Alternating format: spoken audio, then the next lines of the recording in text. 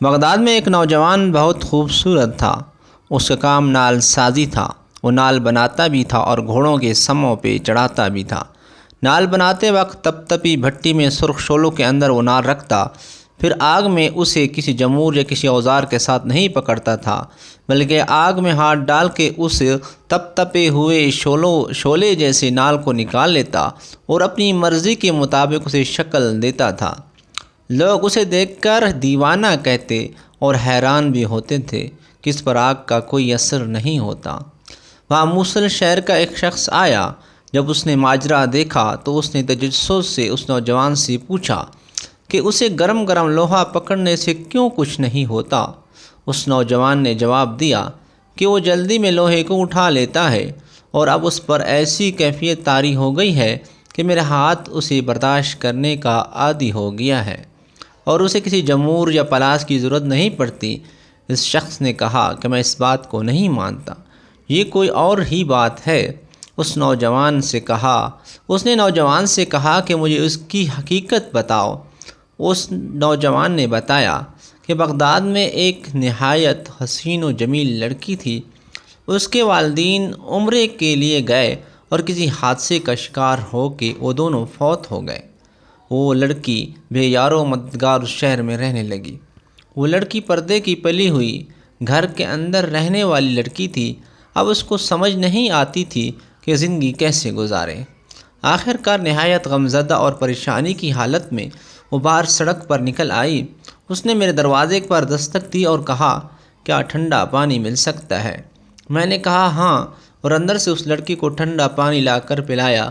اس لڑکی نے کہا، خدا تمہارا بھلا کرے۔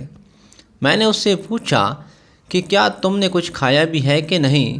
اس لڑکی نے کہا، نہیں، میں نے کچھ نہیں کھایا۔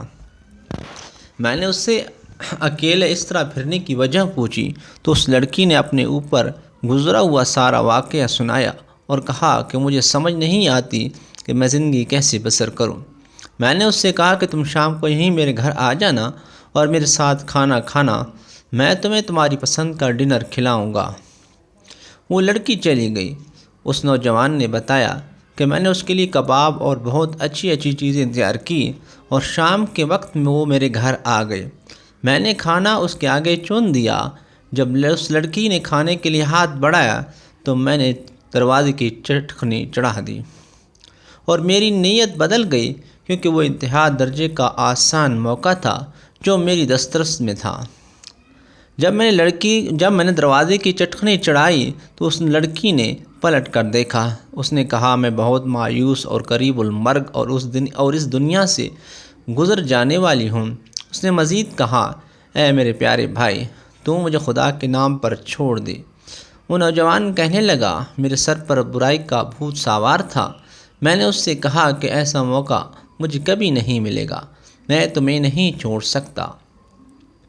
اس لڑکی نے مجھے کہا کہ میں تمہیں خدا اور اس کے رسول کے نام پر درخواست کرتی ہوں کہ میرے پاس سوائے میری عزت کی کچھ نہیں، اور ایسا نہ ہو کہ میری عزت بھی پامال ہو جائے اور میرے پاس کچھ بھی نہ بچے، اور پھر اس حالت میں اگر میں زندہ بھی رہوں تو مردوں ہی کی طرح جیوں۔ اس نوجوان نے بتایا کہ لڑکی کی یہ بات سن کر مجھ پر خدا جانے کیا اثر ہوا۔ میں نے دروازے کی چٹکنی کھولی اور دست بدست اس کے سامنے کھڑا ہو گیا اور کہا کہ مجھے معاف کر دینا۔ میرے اوپر ایک ایسی کیفیت گزری تھی جس سے میں نہ برد آزما نہیں ہو سکا تھا، لیکن اب وہ کیفیت دور ہو گئی ہے۔